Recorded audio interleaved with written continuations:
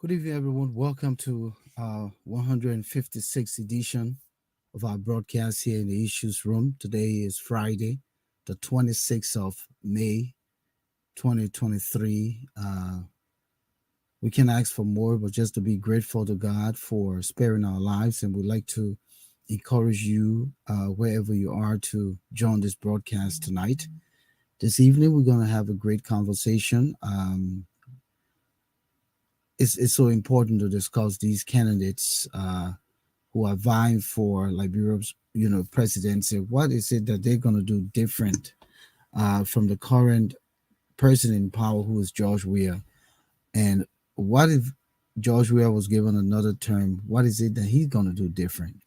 When you think about the country being sunk in the abyss of corruption, the abyss of degradation, the abyss of poverty, the abyss of being the laughing stock in the comedy of nations, is just saddened. My soul, and I'm sure thousands and millions of you out there, you're sad over the circumstance of our country. And so we're hoping that 2023, October 10, will reap dividend. But again, who going to bring that change? Is it going to be the same 6 and 7 books of Moses? Is it going to be the same old, or I came here to get rich? Because it seems as though that's what everyone does when they come to power. Everyone wants to get rich. So, thank you for joining us. Volcano Shelton here. The broadcast is on Mondays, or rather Tuesdays and Fridays, 7 p.m. Eastern Standard Time and 11 p.m. in Liberia. The alternative media platform here, we were established to discuss the things pertinent to Liberia, the African continent, and the Black diaspora. So we'd like to welcome you. My colleagues are back in studio. I'm hoping that they're all set and gearing up for this conversation. But again, we say welcome. Share the link. Maria Gardel, welcome to this broadcast. We hope that a lot of folks will join us here tonight, this Memorial Weekend. In fact, Memorial Day is Monday, and a lot of folks will be celebrating. Some folks will be traveling. People will be on the road. People will be doing barbecue. If you're having barbecue, just invite me. I'll swing by. I don't do the tilapia, but I do the croaker and the snapper. Kind of good fish. Tilapia not for me. But again, we say thank you and welcome, Alphonso. Good evening. Welcome to the 156 broadcast. And Moses, Sandy, also welcome, gentlemen. We're gonna have a good hour and a half conversation here tonight, and so welcome. Thank you. Thanks, Volcano. Thank you. Hey, Moses. Good to see you as well. Thank Uh, you, Alfonso. I think there's noise in the background from your end, Alfonso. yeah, it's settled now. It's settled. Go ahead. No, I was just letting him know that there was noise in the background. But as always, it's good being the issues room. This is where we always look forward to coming. The expectations are high, especially when you have less than Is there, is there 6 months. is there any way you could lower the volume of your microphone? It's very Uh, high. It's peaking. you talking to me? Yeah, it's Uh, peaking uh, very uh, high. okay, let me see what's going on here. Do you It's very high. okay? It's, Is it okay now? it's still. I don't think you've done anything with it. It's extremely high. Look Is look it still high? Look on the mic itself. Is there any knob that you can turn on the mic itself? Probably. No, I said I mute myself, but am I still too high? What for me, because I'm using earpiece and it's peaking very high in my ear. So Alfonso, is it loud from your end? Well, it's okay from my end, but as he said, he got earpiece. So, Yeah, I'm also wearing earpiece. I all right. don't. But anyway, that's technology now. That's one of those things that come along. What are you doing, Moses? But while you do that, I can always jump in if you want me go to. ahead, go ahead, Yeah. go ahead. Uh-huh. Yeah, so definitely, guys, once again, great to be together and to discuss this very, very, very, very important election coming up in our country. Definitely, it's important. It's intriguing. The word intrigue. I know Volcano likes the word intrigue. I think I like it too. I'm falling in love. Everything that's going on in our country is very intriguing. And so it's always a great opportunity to have this conversation with you guys, brilliant minds, and of course our guest. And as Something is happening to your end, from your end rather. from my end as well, That ground is still coming through. I don't know. it's still coming through. Yeah. So watch this. If I close your microphone, it's gone away. If I muted you, it's gone away totally. And if I So go back, okay, it's let me work on it. Let Moses go. Let me see if there's anything I can do about it. So I'm going to mute myself and then try. I got you. Yeah, you're muted. Yeah. So well, listen, man. We're gonna be here for 1.5 hours tonight. It's Mhm. Friday. It's the weekend. I'm not staying here till nine anything. So Man, it's been so you want to start a Memorial Day celebration? no. I gotta pick up my son. Oh, He's I know, man. I'm just kidding. so Yeah. it's a lot. Again, when we're doing these things, sometimes it's behind the scene. So many things we have to push around Yeah. to be able to Yeah. be here on a consistent and daily basis. So yes, I know. and I very agree. I've heard. So we're already gone 8 minutes. Moses, we were talking about what difference will it make? President Weah, his current president. Then we have Ambassador Joanne Boakai, former vice president, 12 years in Ellen's government, and he continued to uh, talk about his what you call it, experience in public service. Hmm.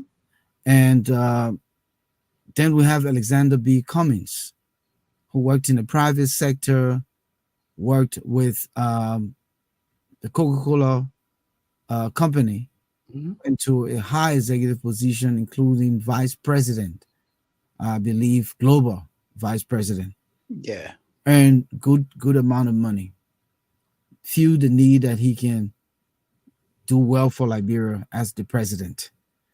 Then we have Councillor Tiawan Gongloe, a man of good public service record, not much of an experience per se, because I think he Uh, always, I'm coming. Let me lay the platform. You can come in. Yeah. I know he always mentioned the start of his public service actually was with the interim government.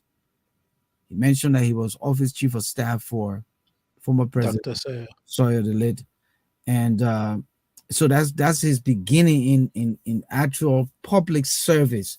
Now, being a counselor is different, Like Cummings, we don't know Cummings' record in public service, but we know his record in private service. So then we have Clarence Moniba, Dr. Clarence Moniba. And I couldn't go far down and let's go to other men and y'all know that when a party, whether they register, or not. But I was just looking at the people now, and I believe Dr. Telfo Amos, hopefully his party is now registered. Oh, Uh, really? I'm just saying, I said hopefully I because, know. I know. I'm just trying to make some because, fun. because Yeah. he was saying that they were still working on it. So anyhow, I just thought these are the people right now who are, you The know, cream. They are the creams of the of crop. the crop. You Yeah. know. Yeah. So will it make any difference, Moses? After all we've gone through, and I said that the country is plunged in the abyss of poverty, the abyss of destruction, the abyss of dilapidation, the abyss of degradation, the abyss of filth, Monrovia and its environs. I mean, the abyss of armed robbery, the abyss of uh, mental health issue, just so many things in the abyss. Challenges. Yes, Yeah. and I don't know if we able to come out of the depth of the abyss for how far our country has gone within the last 30 plus years, because I'll take it from 1990, okay, or 80, Okay. yeah, Hmm. to now. Look. I would like to begin from where you started by looking at the candidates individually, what they bring, and whether any of them, has the capability of turning things around in Liberia. Uh, you spoke highly of the former vice president. He has over 40 years public service experience. He has served in various capacities. The last position was vice president for 12 years. So that is undebatable that he has a good understanding of what it takes to run a public institution. He has a good understanding of what it takes to run a country. Alexander Cummings, Let's go back to him. Let's go back to him. A yeah, good understanding, but what is quantify as a good understanding? a good understanding meaning that, Let's look back at his places where he served, and what did he okay, do in those places? I'm coming on. okay, What did he do in those places that gives him the track record, and even when he was vice president, that he has an understanding of being the president to lead our okay, country. okay, good. So it means that we're going to narrow on each of you guys in detail, right? Mhm. I was just trying to do something in summary. Well, anyone who knows contemporary Liberian history would know that, will agree with me that Mr. Boakai has an outstanding record when it comes to public service. When he served as uh, at the LPMC as managing director, or even when he was in Lufa as one of the branch managers before becoming managing director of the LPR, of the Liberia Produce Marketing Corporation. You used to hear about the LPMC, right? He laid a solid foundation. He helped to improve the farming sector, so he has that to his credit. When he became Minister of Agriculture, he made an impact. When he was Vice President, he was part of a team that succeeded in elevating Liberia from being a failed state to a surviving, to a thriving society. He worked along with Mr. Salih. So that credit for elevating Liberia from being a failed state to a thriving society, he also takes a significant portion of that credit. So we can give it to him. So when I say he has a profound understanding, when he has an understanding, it means that he knows how systems work because he works in systems over the years. Over 40 years, he has been able to do that. All right. Now let's look at our man, uh, uh, uh, Comments? Alexander Cummings. Alexander Cummings, my understanding is that he's a career banker as well. He's an economist. He has a good understanding of, finance.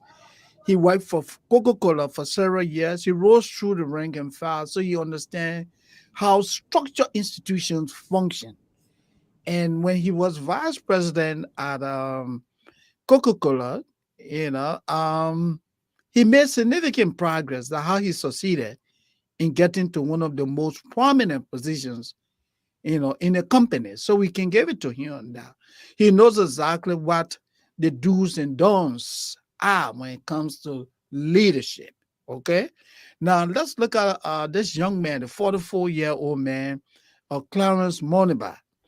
Clarence Moniba, when you go into the history of Liberia today, he's the youngest, to have served as Minister of State during the Salif, not Minister of State, but rather Minister of State with full portfolio. During the Salif administration, Dr. Famula, Dr. Moniba was Minister of State with full portfolio. He's an actor, and he also noted for creative work. Whether he made progress in moving things at the Ministry of State with our portfolio, I think there's limited information on that. But earning a PhD, I'm not talking about a side D. It means that he went through a rigorous process to get to that level. We can give it to him now. Someone would say, oh, well, PhD doesn't necessarily make you a leader. But PhD laid the foundation for you to understand what leadership is, how systems work, for you to be able to track progress, for you to be able to look at problems, dissect the problems, and formulate solutions to those problems. So we can give it to Dr. Moniba on that he has some good understanding. Now let's come down to the poor man lawyer, as we say in Liberia, Councillor Tiawan Gongloe. Yes, the name Tiawan Gongloe resonates. Alphonso can speak to that. When we say human rights, he's one of the most notable. He was president of the Bar Association, one of the most respectable institutions in Liberia. He served as Minister of Labor, where he put in place structures that help people accountable, that help to ensure that Liberians, who needed to be in the labor market were given that opportunity to succeed. So he made some significant progress. His former uh, uh, uh, uh, chief of staff, I would say chief of staff, but he did work with the former Doctor. How Dr. you call it? Sawyer, Dr. Dr. Sawyer. Sawyer. He was chief of staff to Dr. Sawyer. So he was part of the peace process. Councillor Gongloe, he knows what it takes to run a government. Now let's come to the least person on the list. Okay, I don't want to be condescending, but for the past 6 How do years, you say that you were condescending? yeah, no, I'm just trying to be honest here. Some people will say, well, he's being Being condescending. condescending Yeah, without being condescending. but the point I'm trying to make here is, if you look at all of the candidates, if you look at all of the candidates, look at their academic accomplishments, their social accomplishments, their leadership ability. Look at all of them critically. The least of the numbers is George Weah. Mr. Weah has demonstrated to Liberians, has demonstrated to the world for less than 6 years that he lacks all of these qualities that I talk about. George Weah claims to hold a master's degree, but he doesn't even read at a third grade level. You Oh, know, I'm not putting him down. Mr. Weah doesn't Wait a minute. understand You're leadership. saying this, but Okay. you're not putting the man down. Yeah. I'm being honest here. Okay. Mr. Weah is a terrible communicator. He has demonstrated that not only to me, not only to you. Everybody knows it. When was the last time Mr. Weah ever mounted a podium to talk to reporters in Liberia? When was the last time he ever talked to international journalists about contemporary issues obtaining in Liberia? The most recent one, to tell you how terrible he is, the most recent one, when Senator Prince Johnson's church was attacked, what did the president do? He took the phone and called the senator. He said, "Oh, man, I got nothing to do with it." It means that he doesn't understand the responsibility that comes along with the presidency. Okay, he doesn't monitor, he doesn't pay attention to detail, he doesn't track, he stays engaged, he's more fixated on socialization. That's all you want from the Okay. Let's hear presidency. from. He Let's hear. travels here and there, so he's the least. Okay. Let's hear. He's the least of all of these guys. All right. Yes. Yeah. Alfonso, Mhm. yeah. what's your perspective? Let's start with. I just had to go in the pile and take the people who now making effort and becoming the face. Mm-hmm. We have President Weah, the incumbent. We have Ambassador Joe Boakai. We have Alexander Cummings. We have Councillor Tiawan Gongloe and Dr. Clarence Moniba, the son of former Vice President Harry Moniba, who was Vice President to President Samuel Doe just before our Civil War. Go ahead. Tell us what you share about these folks. So here's what I'll do.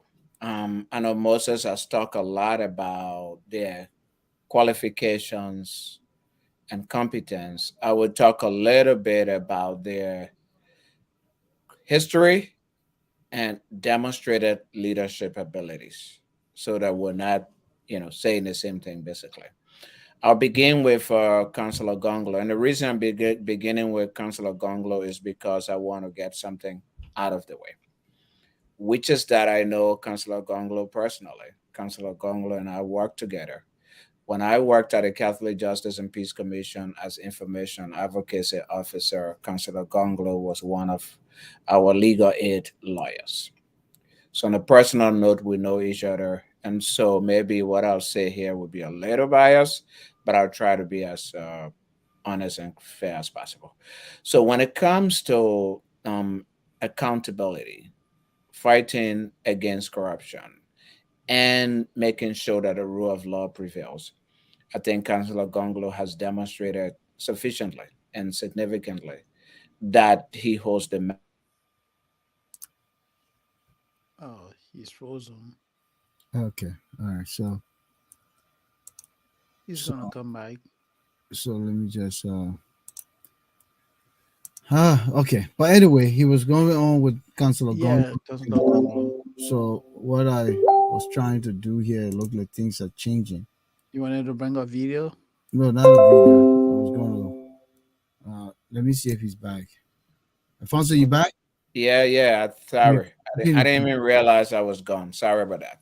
continue. Yeah, So, man. yeah, Councillor Gonglo has demonstrated over a period of time that if elected president, he will stand up for accountability. He will stand up for the rule of law in Liberia. And one of the things that Liberia really is struggling from is the lack of accountability, is the lack of rule of law, and this lack of the willpower to fight corruption. And I just wanted to throw it out here so folks can Mhm. see the people as we talk. Yeah, Yeah, yeah. So that's good. Councilor Gong So is right here. yeah. So when it comes to that, I give it to Councillor Gonglo. Those are the qualities that I think he has that if elected, he will bring to the table. The next person I like to talk about is Honorable Alexander Cummings. So Cummings has a record, a track record of working in with Coca-Cola, where he served from director positions all the way to vice president. It's a structured position, it's a corporate entity.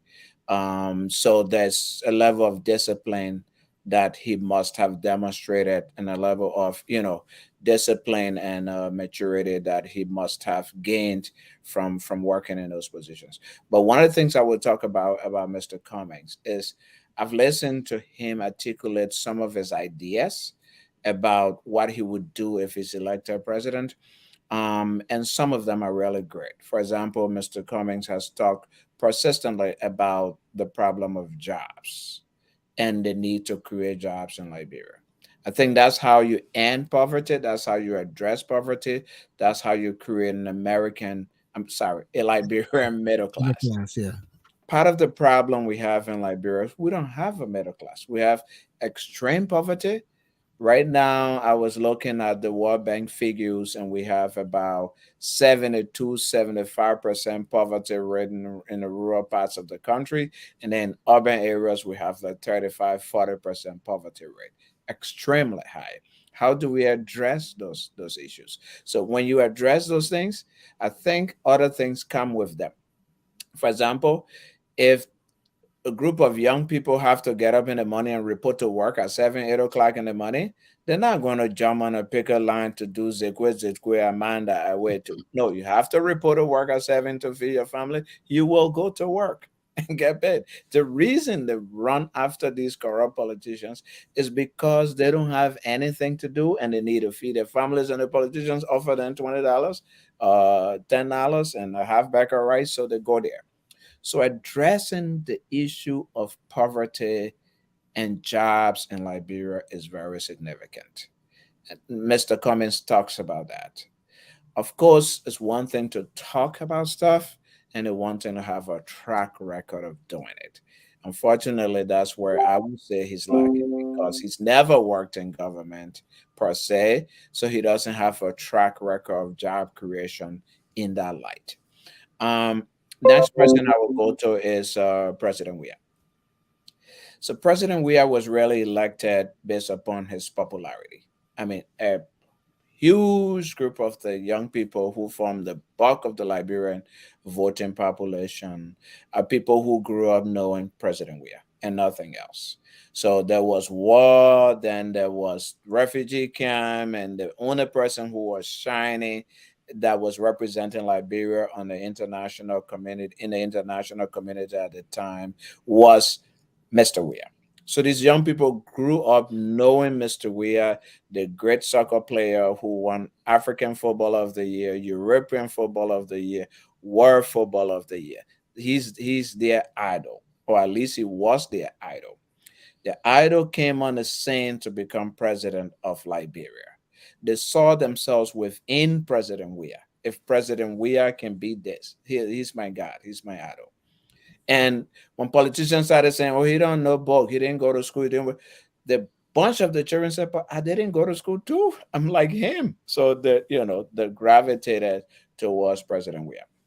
I think one of his major problems that I would characterize as a failure is that President Weah failed to understand leadership and the importance of leadership.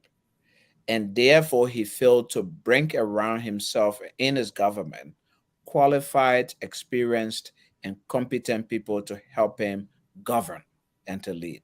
It's one thing to rise to power as a celebrity, it's another thing to provide leadership and governance. I think he's failed remarkably in that perspective.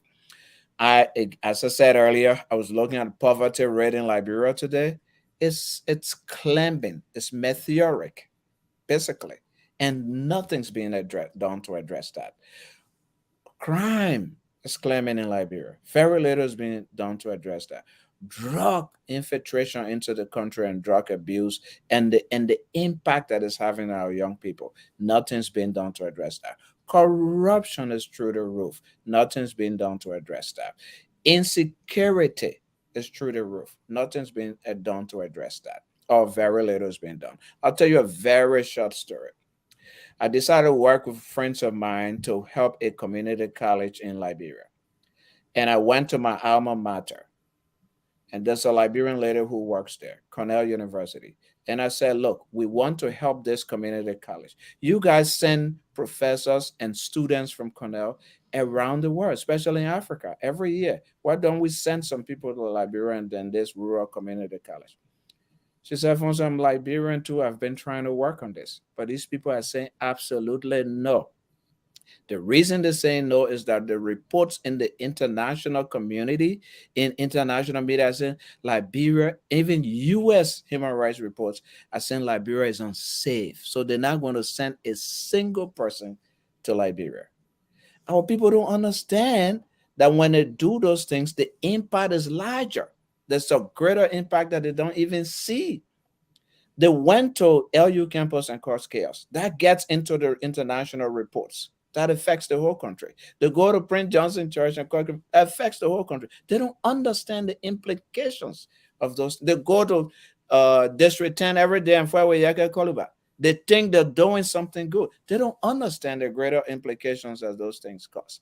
And that President Weah will pick up phone instead of insisting that people be brought to justice. They pick up phone and call somebody privately and say, "I don't know about it." You don't have to know about it. You're the president of the country. You are responsible for what happens in your country. That's the one thing.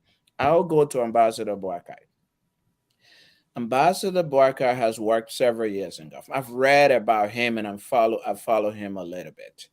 When he worked at LPMC, he was the first, and he didn't just become managing director of LPMC.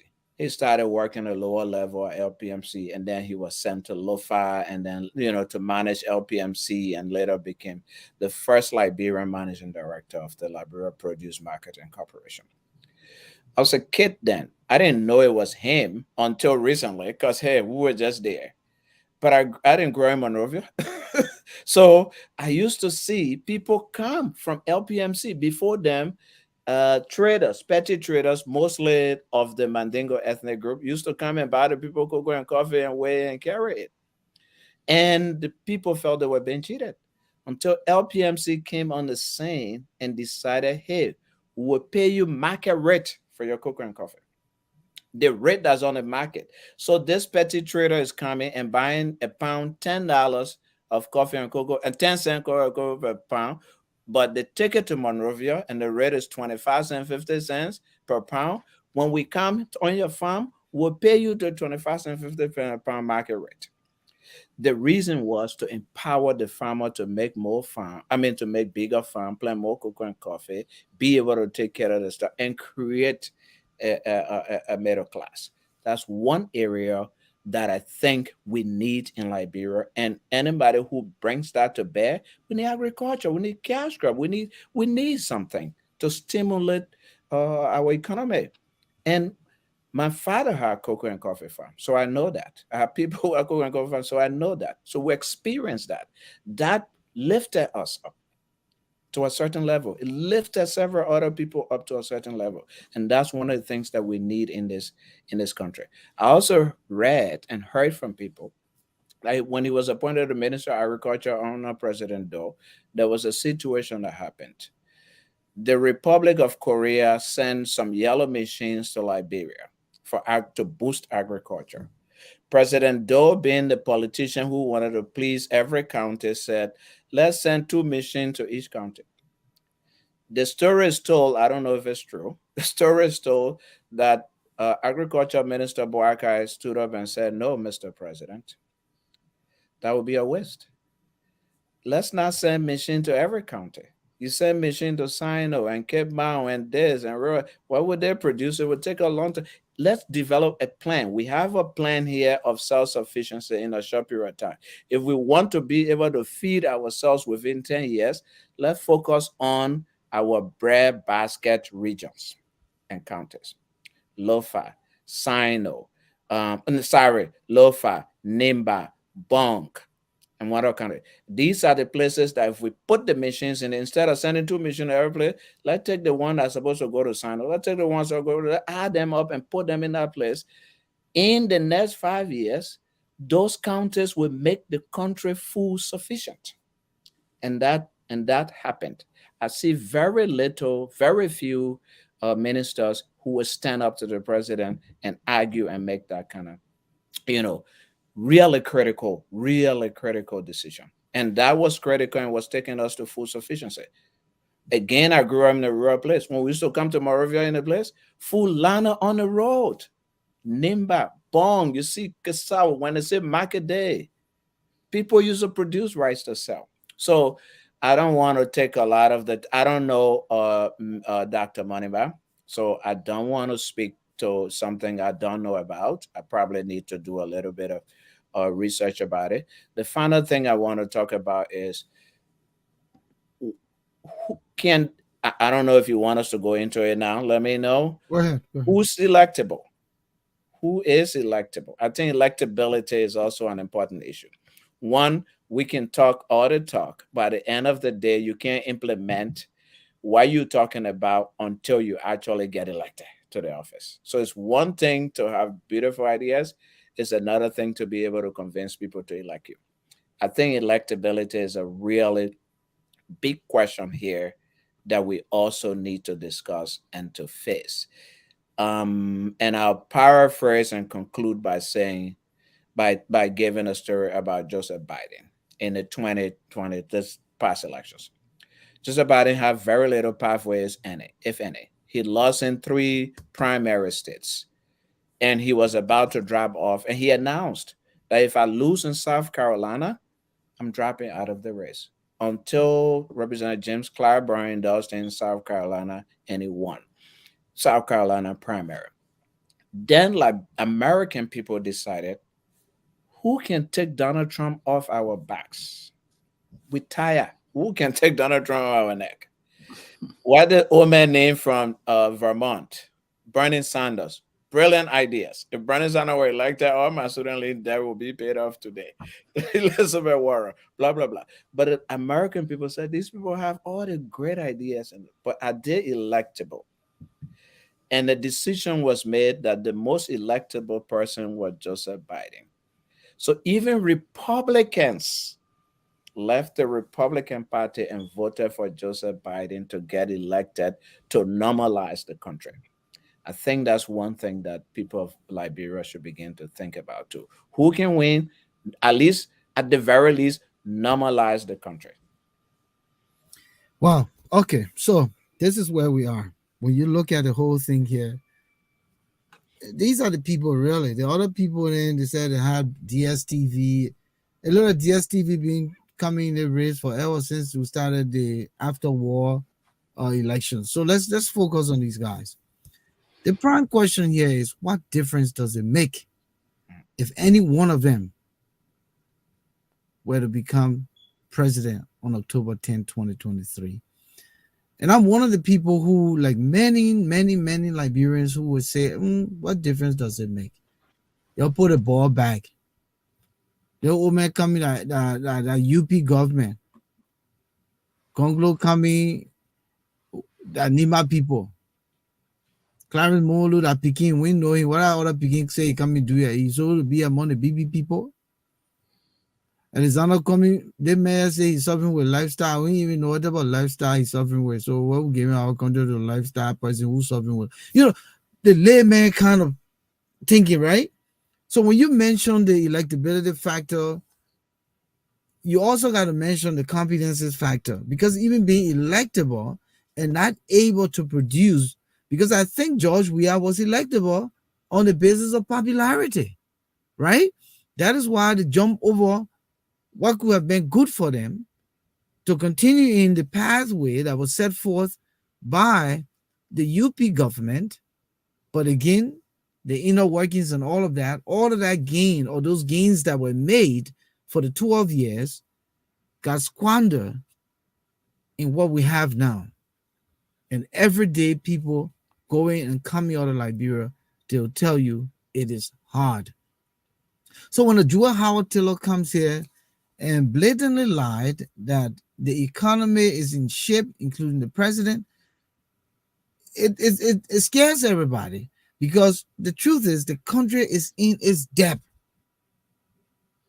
It's in its depth. It's in this depth that it seems almost impossible, extraordinarily challenging for any one of these leaders to be, or these candidates rather, to be able to come and do something within the first 100 days, the first 6 years. Some of them, when they not make all the blunder, then they stay begging for the next 6 years, like we have now with this president trying to make the next 6 years. So the fear here is, what difference would it make? Let's start with you, Moses. Look, before I even answer that question, let me just go back to the question which Alfonso asked earlier of the five candidates before us, minus George Weah, or let's say even including George Weah, given the leadership deficit that Liberia is currently faced with, who is electable come October 2023. And what we're discussing here tonight is about life and death. It's about having a society that would be able to thrive. And if you look at the candidates, we have two candidates. From my own assessment, from what I've seen out there, from what I've been reading about, that are electable. Number one is George Weah.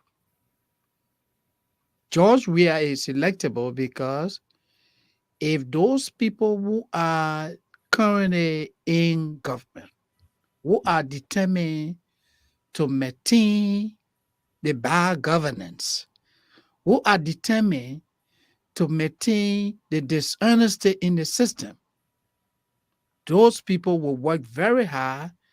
They will throw money here and there. They will do everything they can to ensure that Mr. Weah is elected.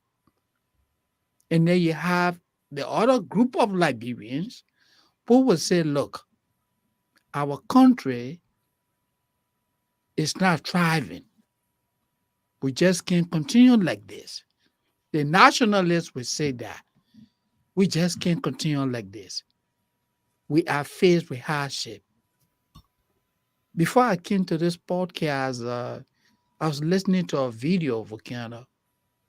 Today in Liberia, the exchange rate between the US dollar and the Liberian dollar, one US dollars into this Liberia on the black market is 180 Liberian dollars.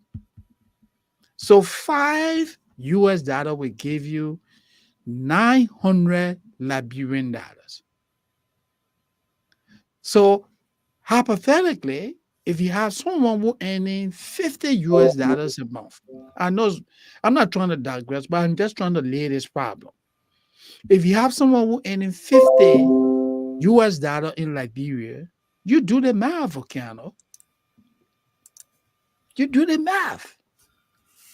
That person will struggle to even buy food for his family because of the exchange rate. You want me to give you a pause quick? Even under Ellen's government, the rate had gone 200. When it was stable. So I don't know if rate would be a factor here. No, Because even when Ellen, economy. I'm coming, but That's the economy. yeah, but even when Ellen had everything, the rate had peaked up to 200. Okay. Yeah. But the point I'm trying to make that point. So the point I'm trying to make here is the shape of the economy. It drives everything. When people have the means of caring for themselves, caring for their immediate families, that's good. And that's the kind of Liberia that we're looking for. So when we're talking about electability, you want someone who has a better control, who has an idea of ensuring that the man at the bottom of the ladder will be able to at least survive. So we have two candidates that name continue to stand out. Joseph Boakai, George Weah. Those who want to maintain the lawlessness, the uncontrollable corruption are the one who are supporting Mr. Weah. So when you say those two people you name, are you saying that Alexander Cummings is not? I was just about to come there. Okay. So I'm saying there are people who believe that if you want a stable, peaceful, thriving society, the candidate to vote for is Joseph Boakai. That's what the data says. It's not Moses saying he's saying it.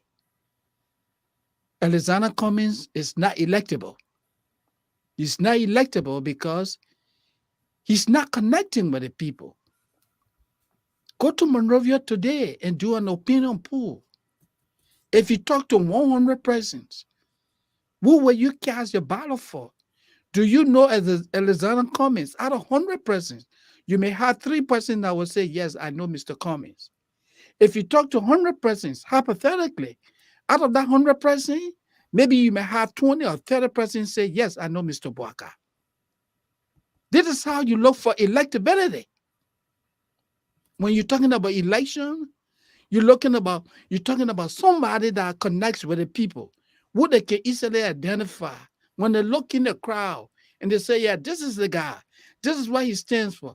Why? This is the man I want to support. So you have two candidates that names are out there. George Weah, Joseph Boakai. Yes, Councillor Gongloe. I still think honestly, and yeah, and let me wrap. Yeah, let me.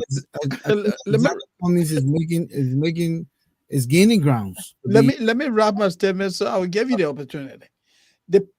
What I'm saying, the message I'm trying to get out there is that yes, Councillor Gongloe is working very hard, but Councillor Gongloe, his campaign is challenged. He's challenged. I don't think he's electable this election. Okay. Moniba is not electable. He's educated. He has all the experience. But if you went to even Lofa, where his dad came from, and just do an opinion poll, Joseph Boakai will outweigh him. You go to Monrovia, you do the opinion poll. Joseph Boakai will outweigh him. Alexander, Alexander Cummings, Joseph Boakai, they're not comparable. Joseph Boakai, Tiawan Gongloe, they are not comparable in terms of what? Electability. So we have two presidents. Okay. And All right. what I'm telling you, you can go and carve this into stone. This is what we're going to see in October.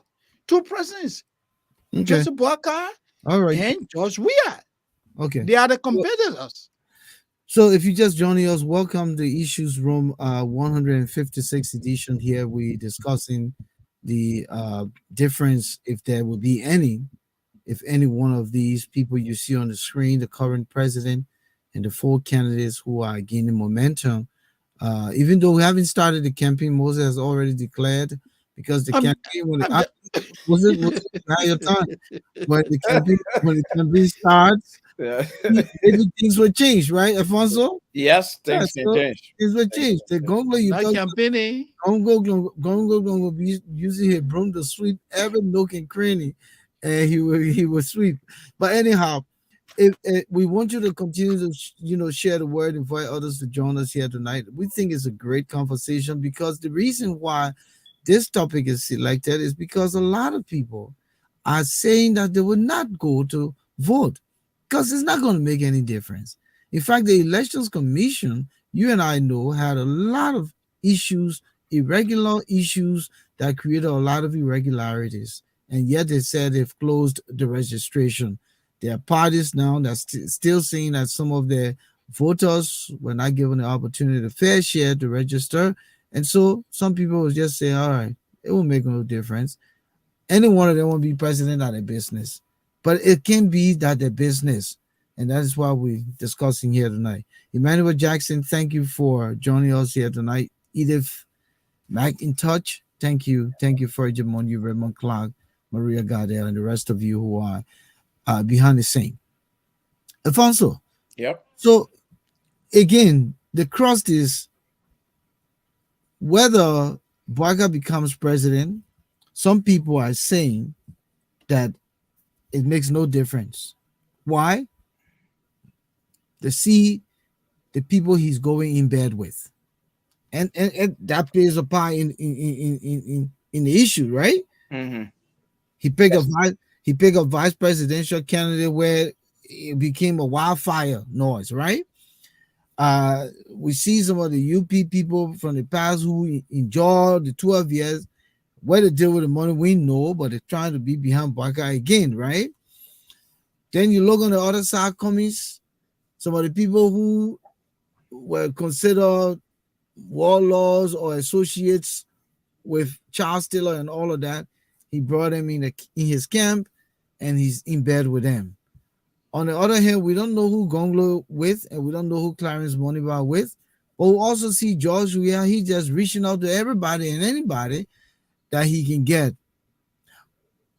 When you spin these kinds of pictures where we have more than 5 million people and these people continue to recycle the same people. Alex Style, corruption King Kong, going back to Boakai. He left Boakai, he came to We are got his presidency, he even look his way.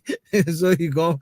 So when you see this kind of stuff going on, the theme here is what difference does it make if either or any one of them become president? What would change for the country? What would change for the country in the first 100 days? What would change for the country in the first year? What would change for the country in the first, the first, second, and third year? What would change for the country when they got into the fifth and a half year toward the next election and they say, oh, they didn't have enough time or they met a bad economy, they met no money in the coffers, and these kinds of stories we've heard in the past and we'll hear again. What difference will it make? Elections have consequences. And whether we believe it or not, elections always make a difference. Um, Elections make significant differences in our lives, in the lives of our families and our country, everywhere around the world where elections take place. Because the people who get elected come with an ideology, with a philosophy, with a mindset. We just talk about the mindset that the CDC people came with. They came with, it is our time to chop. It's our time to eat. I was right in Philadelphia when Mistress Taylor came to speak to people. She came with former Minister of State for Presidential Affairs. Most of your men who running, who stepped down, the step down man.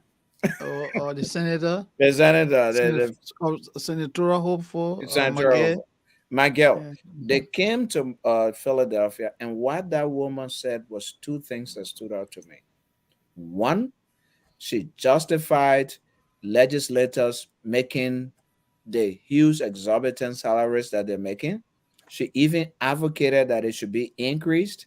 And her argument was, we need all this money so we can help children pay their school fee, so we can help people when they're sick, so we can tell certain bad medicine for people and those kinds of things. And I was looking at her, I said, who is this woman? They said she went to school. Are you kidding me? And then, of course, when the guy elected, she said, it is our time to eat. It's the mindset, if the mentality that people come with. It's not, see, that's why we have to learn in our country. People don't just fall from in the sky. My first political science course I did it with Dr. Ela Sanadop. And the old man said, every people deserve the leadership they get. Coming from high school, very idealistic. I questioned the old man. I argued with him. I said, no, Doc, it's not true, Prof. We went back and forth, back and forth. So I asked him one question. He's when he said, I said, what? I said, but Prof, what if the leader came to power through coup, the force of the bar of the gun, like President Doe and other people did? The people didn't elect them, so the people don't deserve them. He said, but let me ask you one thing, young man. Where would those soldiers have come from? Would they come from a different country or a different planet? No. They are the embodiment of the society. They respond to what they learn from society, societal stimuli, and all of that. That is it. So we need to be careful how we pick our leaders, and the way we do it, we should look at track record. We don't do that in Liberia. We look at celebrity. We look at somebody who gave back a rest. We look at somebody who will rent a bulldozer and just build some kind of path, call it a road. No engineering involved in it. We had an engineer on the other day. After a while, those things start breaking down. I mean, Volcano, you guys a little bit of engineering background. So after a while, those things start breaking. But that's what our people are used to. We don't look at people track record. That's why I think this show is very important that we look at the track record. What path have people laid in the past? What have they stood for in the past? When we do that, then we will realize that when this person comes, they will make a difference. There is a difference in every election.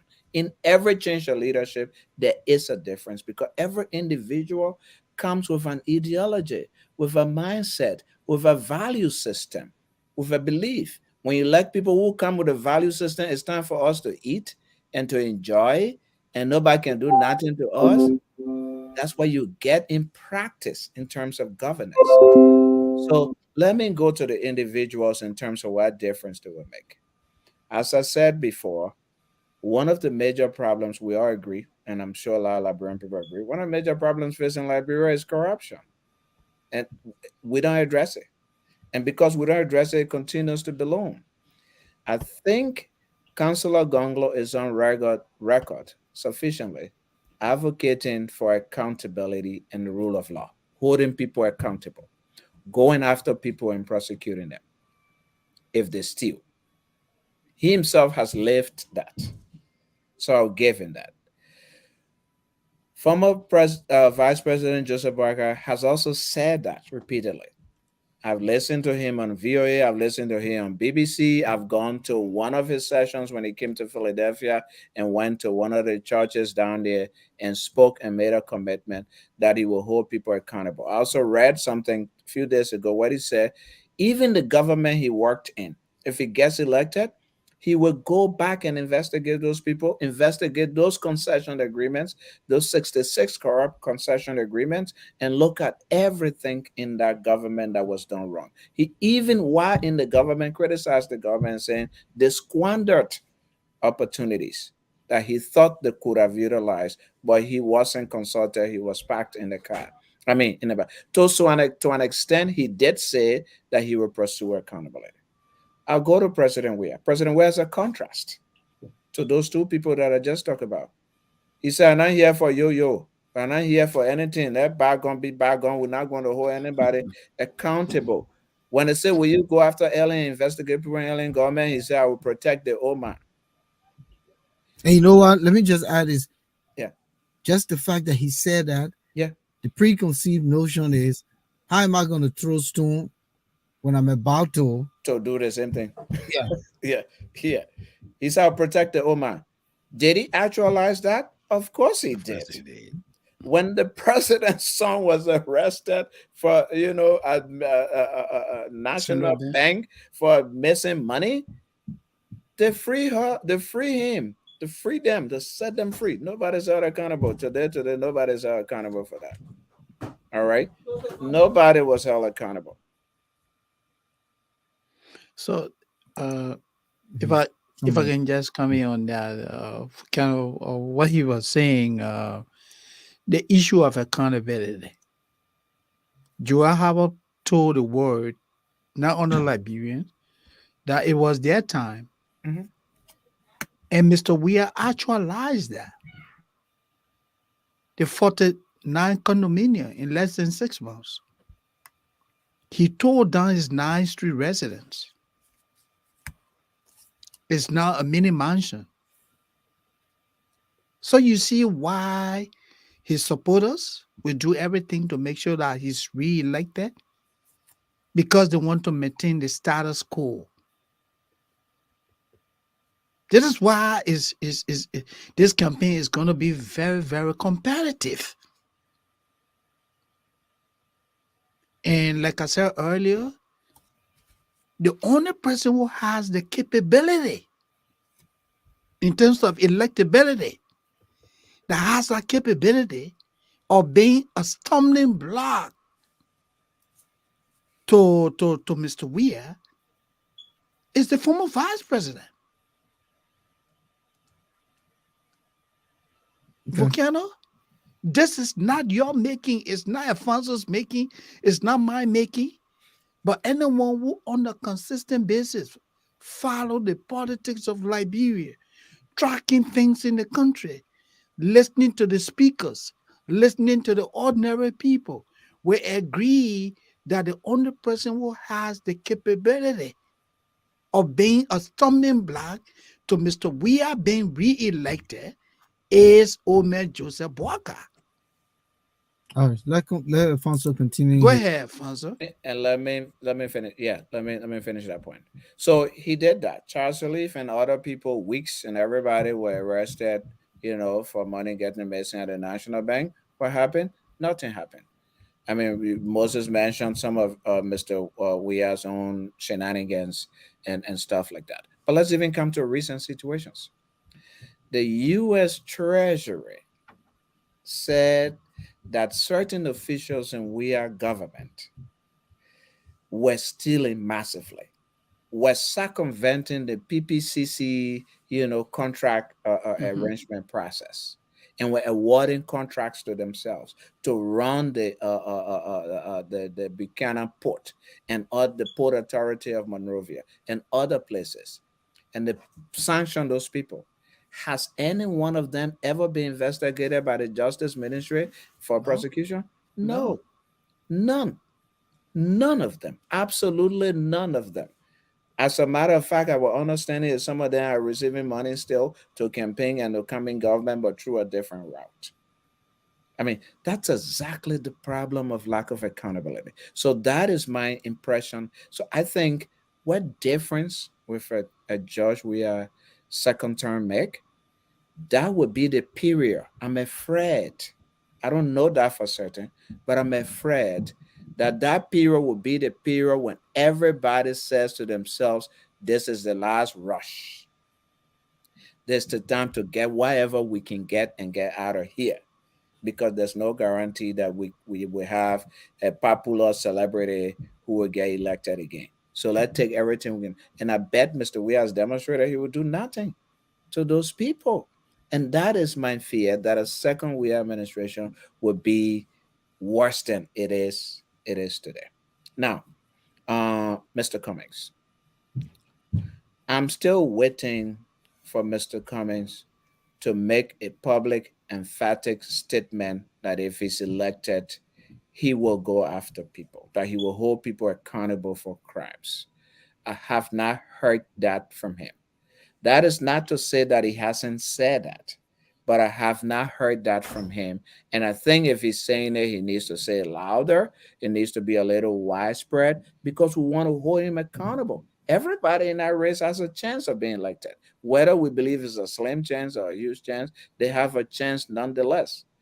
Barack Obama was elected president here when people said he had no shot. So they do have shots, even though reality tells us some people don't. But so what difference, to answer your question, of Volcano, is that the difference has to be rooted in our experiences of these people. What track record have they laid before? What have they stood for and fought for in the past? Now, what they tell us, anybody can come to campaign and give a beautiful platform. Anybody can pay speech writers to write a great moving speech for them. And those are all great. But we also look at what have they done in the past? What have they stood up for? What have they said on my dead body for? And that's, well, if we look at that, we'll see the difference. So I got this point to put forth, and it comes as a question.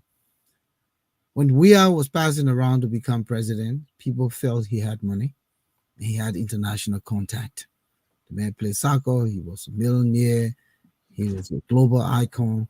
And once this guy becomes president, the floodgate of opportunity for our country opens up. We don't see anything. Now, one president has shown up on his doorstep to say, I'm officially here to visit, and this is what I'm going to be doing for the country. Not only that, he came to the presidency broke, he was literally almost begging officials in the alien government who were from his party. Okay? And today he's basking in the Liberian people money. So, connectivity. You talked about electability. Where Liberia is now, where is that international connection? The international connection here, let's put these people back. Joe Boakai, international connection. Alexander Cummings, international connection. Tiawan Gongloe, international connection. And Clarence Moniba, international connection. That is also critical to be electable because you don't have to come from your pocket. And we don't want to believe that people coming out of the pocket, because I don't see any of them with deep pockets. But what influence do they have in the outside world? Because Ellen, in as much as I'm critical of her, she had international contact. That's why the United Nations came in, the international community came in, because she had worked out there in international circles. So, do we find ourselves in insulation again if any one of these guys become president? Or are we going to just be the status quo? So, international connections, let's look at that. You looked at the electability, let's look at the international connections. I want to go first on this one, and then Moses can come in with his wisdom, wealth of wisdom. So here's the one thing I want to say. I think it's a fallacy, and like that's one thing that Liberians need to get away from.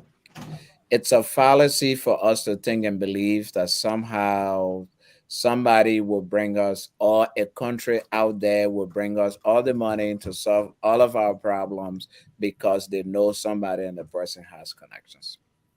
There's no country in the world that relies and survives on that except poor countries, countries that decide to remain poor. The international community the political international political war order is not interested in permanent friends. It's interested in interests. It's interested in promoting systems that promote them. If we elect Yakbazuo today from wherever he comes from and make him president, and Yakbazuo puts in place the right policies and the right ideas, the security, business people will come and invest. Yakbazuo didn't need to be a great soccer player and play in their capital cities. I mean, we have that experience. Nobody came, as you correctly said. So it's just something that Liberian politicians use. Is interpersonal something necessary? Yes, it opens doors for you, but that's all it does. It opens the doors. After the doors are open, you have to walk in. You have to walk in with policies and plans and ideas. Now, international connection, internet, if you define it as experience and working with these people and therefore learning the ideas and how to get through, then yes. But international and therefore Arsene Wenger will bring money and Didier Drogba will bring money and other people bring money, and that foolishness people used to say, those things do not work. You international experience is important because the contacts, you know who to pick up phone and call and do whatever, but you also have to meet certain benchmarks. We all see classic examples of that. George Weah played basketball with the US ambassador one day. The following the UN ambassador issued a damning statement. It's policy. Whether you and myself play basketball together is not going to change that government policy, or et cetera, et cetera. So that's one thing that we need to address. Permanent. We Second point I want to make is, look, Liberia has a lot of resources to the point our presidents don't need to be running around the country. I going to Mexico, I going to France, I bring 10 million, I bring 5 million, France give me 10 million. What is 10 million to a country like Liberia with all the resources that we have? A, we're not utilizing our resources. We're not getting return on investment that we're supposed to get from our resources because it's all corrupted. Corrupt business people come in, we take bribe from them and whatever, and so our people don't get the revenue. The country doesn't get a revenue. We don't insist that, hey, if you cut my rubber and take my iron ore, you got to produce something here to create jobs. We don't do that. So then we're supposed to be running to Senegal and to what the other place, Morocco, and to France Something and like to whatever. that. Yeah, they come and get our money. Or the president travel. What did he bring back? Oh, France will get 10 million. What are you talking about? When the French president travels somewhere, what does he bring back? Nothing. Nobody gives him money. We have resources. Let's utilize our resources and stop this nonsense begging. That's why our society is a beggar country. Everybody, president runs around from country to country with handout. I mean, showing a hand for a handout. That's nonsense. Now, I'm not saying, and I'll conclude on this. I'm not saying that international contact is not important in the international domain. As somebody who studied international relations a little bit, interpersonal connections are important, but usually those interpersonal connections simply open doors for you. Policies have to be implemented to keep those doors open. Okay. Okay. This is- But look, Alfonso, yeah, great analysis, right? Interestingly, Thomas But Aji is saying, "Where's the show at tonight?" And I'm looking here on the page. I'm not finding it. really, Yeah. Go ahead. Make your point. anyway, the podcast is on us. So let's just go ahead. But what I was saying is that this whole concept in Liberia that when someone comes to the leadership, you're gonna have Western society, or you're gonna have people coming from the West and other places in the world, throwing at your doors everything that you need. It is just a continuation of the dependency syndrome, which happened to be an age-old problem in Africa. This problem is not unique to Liberia. It's an African problem. Our leaders, despite all the resources that we have, when they make their budgets, they have allocations. Oh yeah, London will give me, or the British government will give me $2 million. The Chinese will give me $10 million, and that's how they make their projection. Now, when the Chinese don't step up, then they say, "Oh, we're having hardship." We don't need that. Like you said, in order for Liberia to succeed, you just need a president that will ensure that there's rule of law in Liberia. You put in place systems. You raise your money. You create your budget that fits within what you raise. You cannot generate a budget of almost $1 billion, and your annual income is less than $4 million. Hypothetically, that's a problem. You don't have to depend on international contact, like you said, Alfonso.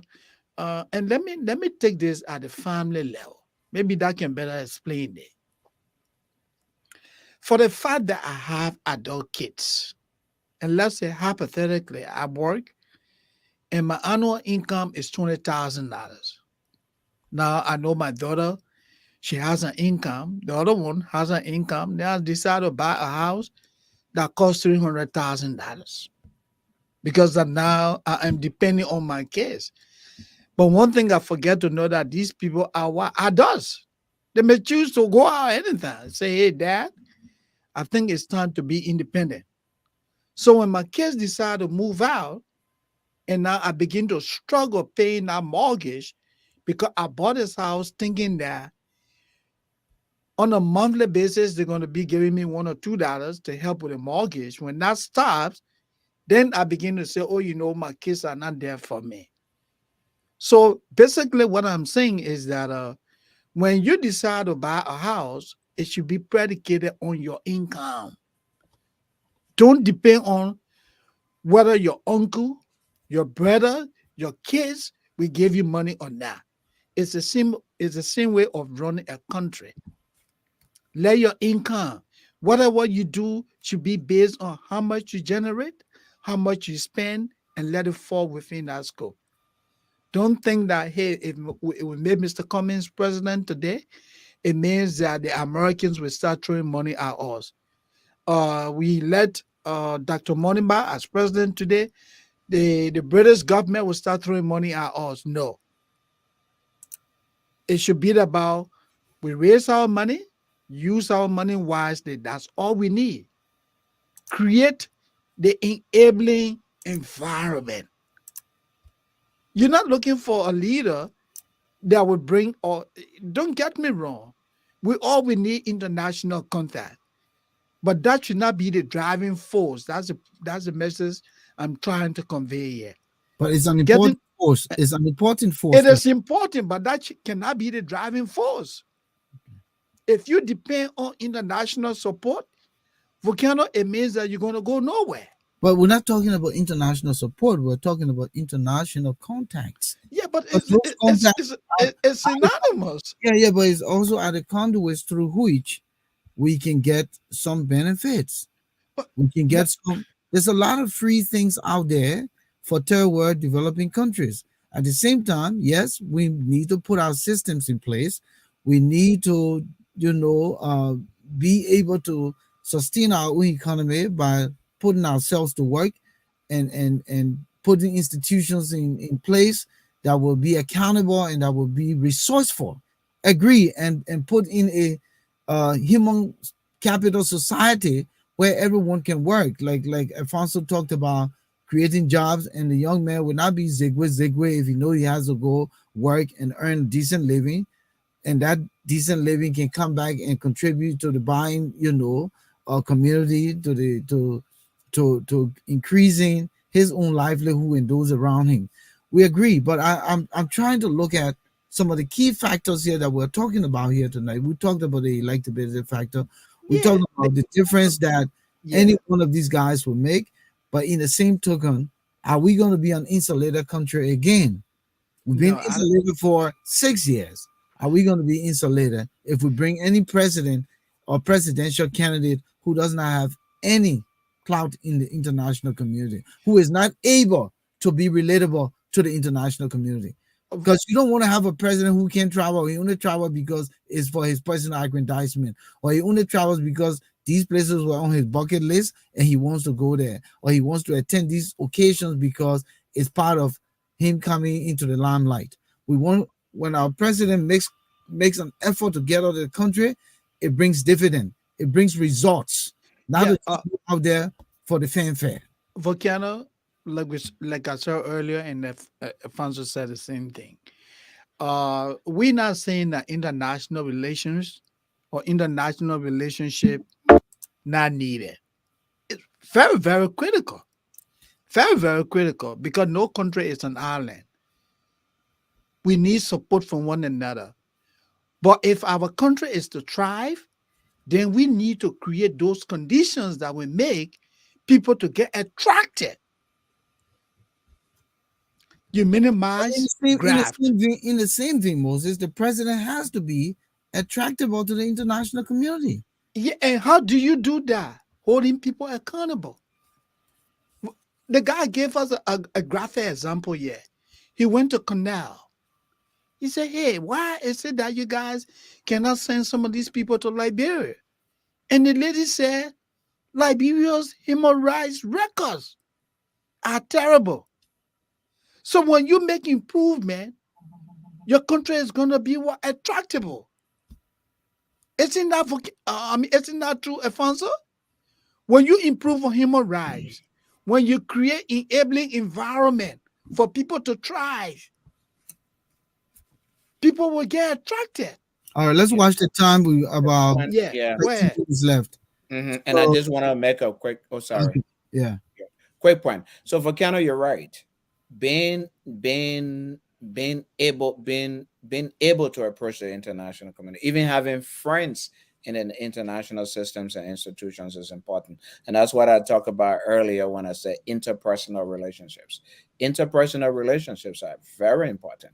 For example, if you worked, let's say, at the World Bank or IMF, and you're running a country and the country is in crisis or whatever, you should be able to pick up the phone and call Moses, who's your friend at the IMF World Bank, and say, hey, Moses, we're struggling. How can you help us? This, that, blah, blah, blah. That is great. That connection is necessary. And if you look among the candidates in Liberia and see who has some level or high level of connection in the business community, etc., I would say Cummings does. In the human rights community, I would say Gongloe does as well. But the point I'm making here is, let's say Cummings gets elected. He's a millionaire. He was a millionaire when I looked at his income on the Wall Street stuff a few years back, and he worked in the international community, so he probably has some contacts there still. Um, but let's say Cummings gets elected with all of those friends who are then willing to go invest in Liberia, start different businesses. But then 2 months, 3 months into Cummings' presidency, we start finding dead bodies in the streets. We start finding people being killed. We start seeing, people stealing and putting money in those very friends would not want to go take their money in there or other people money in there to go invest it.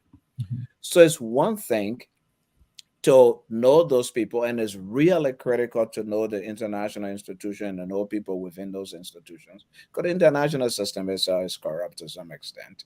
But also it's another thing to create the framework, to create the environment. George Weah came, he was invited, he met with people here, the president, he met with Biden, they took pictures, he did everything. Then the three or four countries that met with the US President They Biden, got the money. yeah, the other countries got the money because they met the Millennium Challenge. Even though they all met, George Weah and Liberia didn't get the Millennium Challenge. It's not because the other Because leaders are tall or handsome or beautiful or know more people. It's because they met the benchmark requirements. So knowing people is important, but even your friend in the international community or in the other government will say, my man, will help you, but at least you got to meet these things as well. That's the point I was trying to make. And I think it's fair. It's Yeah. fair. But what Mm. I'm saying is that look at President Weah. He's right in the AU. Yeah. No AU man ain't gonna come Liberia. Then you What they talk coming for? so, I mean, and you got countries in the AU that are helping other countries within, Exactly. the different regions. There are Mhm. rich countries in Africa, Yeah, yeah. rich countries that will do bilateral relationship across the African continent. You have South Africa, you have Nigeria, you have Egypt. These countries have good thriving economy, even Ghana now for a fact, but none of these things are happening.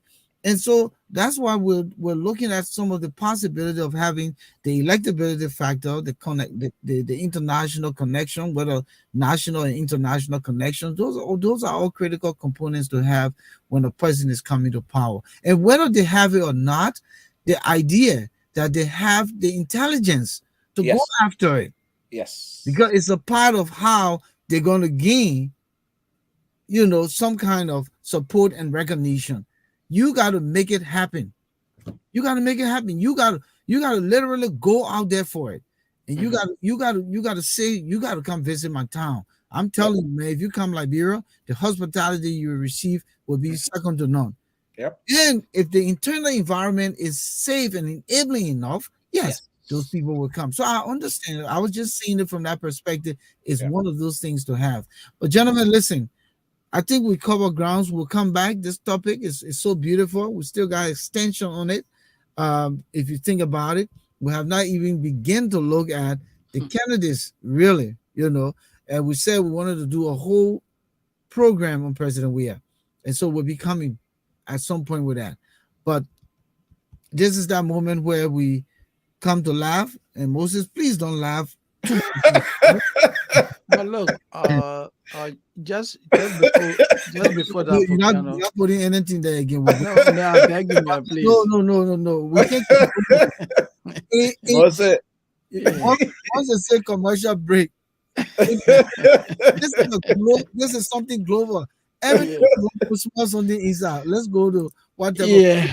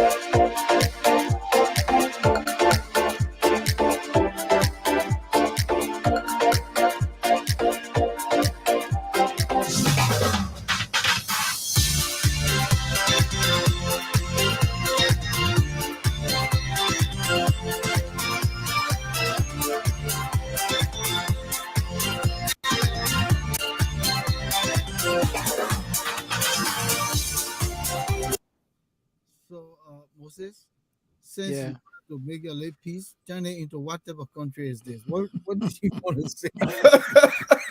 Use that as a what type of country is this? Yeah. What type of country is this?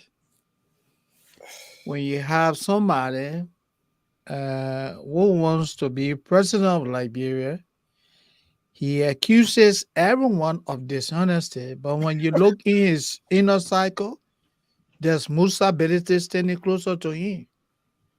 What type of country is it? When you look in this man inner cycle, you see Louis Brown, formerly of the NPFL. What type of country is there? When you look in the man corner, you see Gateway McIntosh, the man who accused of what? Passport fraud. When you look in his inner cycle, you see what?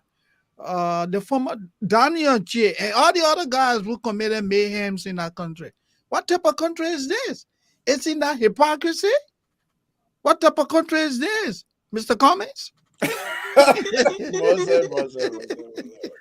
What type of country is this? When according to Moses saying there are only two electable candidates True. out of 20 some more. What type of country What is type of country is this? What two type elect- of country is this when Mose leaving my brother the human rights, the bleeding human rights activate in the country out of this electability equation? What type of country is this? The mouth, the people have spoken, my brother. What type I know of country is you can this go to when Molly Message tonight, my man. The people have spoken. what type of country is this when politicians think being elected to government is their time to eat? Yeah. What type of country is What this? type of country? What type of country is this? What type of country is this that the sitting president will call a lawmaker? He said, "No, that thing that happened to you, church, my man. I don't know about you." That I mean, Mahena That's is not me, my head inside. I think that Jordan did it. That I mean, damn. What type of country is this? It's- The man who controls the country, he doesn't know how much power he has. It's a type of country there. Say president, the people stealing oil around you. What you will do? He said, my man, I'm here for that yo-yo, man. And Yeah. that yo-yo there. I'm here Bring for it here. What type of country is this? oh, God. What type of country is this when they're picking them bonds in the field marshal church? Yeah, you run away. And the man panic. Field marshal said he was sent for 500 men. What type Yeah. of country? Whatever country is this, and we're looking forward to Sunday to see that 500 men. Oh. Can you imagine the pastor say, I'll bring 500 men? 500, I've been 500 So then men. what happened to the Bible? Volcano. Even the main trust God in you. even in the Bible, the king and her army, man, y'all stop it. Like, man, hold up. The man standing out to preach, but man, he said, I'll bring my people here. I'll bring people. They will ask 500 men, me, so I can be able to preach. I ain't casting no devil out of anybody. What type of country is this? The argument for vice presidential pick is because that the woman power formed the party. Yeah. Whatever country is this? Like, That- what type of country is this hashtag that accepts to be a third world country just for handout? We can take our people out of poverty just by demanding the Firestone that we need to have 5 different factories that run 24/7 that will employ at least 10,000 people. That's right. a very good point. That's a good one. Yeah. So we just decided to be third world because we want to be baking. Yes. Yeah. And what Shaggy is seeing is the same message that we're putting out there. Yeah. Mhm. What type of country is this? That for you to build, one little hospital, you got to literally be running here and there asking everybody for donation. Yes. And yes. you're generating taxes. What is happening? What type of happened to country the is this? taxes? What kind of country is this? The vice president gave pads. She opened a pads, female Yeah. hygiene pad dispensary in the southeast region. She's boasting about it. But where did the money come from? UNFPA. Can you imagine that? UNFPA is funded, not her, not the government. UNFPA funded it to call her to kind of open it, and now it's a project that she accomplished. It's a project and What type boasting of it. Emmanuel Jackson, the government doesn't have any connection with its citizens after they leave their homeland. Only recycled warlords, rebels, failed politicians are electing back into government or are elected back into government every election cycle. Absolutely. So you and I What country is this? no space in No the database. No database of the people out of the country. And that's one thing Ellen Sirleaf tried to do, and I gave her credit for. She came for qualified people in the diaspora and at least took some people back who were qualified, competent. Yeah. That's it. You have to. You have, as Jackson said, you need a database. The government needs a database. But the embassies are even failing. They should be doing those things. You should track your citizens that live in the different countries where the embassies are located and what resources they can bring back per acre. But what type of country is this when you expect people in foreign service to track data for you when they don't even have bicycles to move here and there? How they can travel, okay? You telling you Uh, telling ambassador in Washington D.C. say, look, track the data of all Liberians in the chief, U.S. when the the man cannot even afford, to travel chief, from D.C. to Delaware. they say my man go to Minnesota. He said, but a Greyhound, I'm going to there. Yeah. Whatever country is this, my man? All right, This is laughable. we got to keep talking. I That's Whatever know, country is this, eh? let's I keep know, talking. I know. But again, it was a good show. I Oh, don't know wait. what happened with Facebook here. Most of the people who got notifications said that they didn't get the notification of the show. Oh Uh, wow. Jackie McAfee said that. Thomas Awaji. Facebook been updating the system and stuff. Yeah, They've been doing all kind of funny thing. Hmm. I would not do something funny now, or our notification gone somewhere. I So Okay. know. I look for somebody with a little bit of Facebook savviness to see what's Yeah, going on here Okay. because it's very important. It's Yeah. absolutely important. it is. It is. It is. So people say So, they have to go into search just to find the broadcast, wow. Wow. live broadcast. Yeah. So I'm not sure what's going on. Okay, but anyway, it was a great show, and I think it's time to call it a quit, right? Yeah. So let me just shoot this last warning from Shaggy. He said the government doesn't care about its people just collecting money and putting it in their pockets. That's why That's profound. so the tax money not doing anything for the people. No. But No. that's so in a nutshell, as we wrap up in the next minute or two, this is why people should vote because whether a difference to make progress or a difference to go backwards is necessary. Yes, Absolutely. Okay. absolutely. Voting is critical. It's important. I mean, I I got so angry when I saw the U.S. ambassador press conference and statement after last tour of the country when he said even the $100,000 per hospital that they put in the budget for the whole year, the hospital It's said not they getting- didn't receive one penny. yeah. Where the tax money So these go? guys just put these things in the budget Yes, so it can be just to make it look good. That's it. documented, but the Yes. reality is they're not getting it. Yeah. So Wow. my Liberian people, please vote. Ford. Will make a Ford. difference or Yeah. not? Vote. You either go forward, you stay stagnant, or you go backwards. So Backwards. vote. And let me give you this closing statement. I listened to Spoon, and they had a senator of Rivers County. He made a revelation of what happened a few years ago. They have the Ministry of Finance and the Road Fund people. They reported to the Senate that the government spent a little over $600,000 on road construction in Rivers County.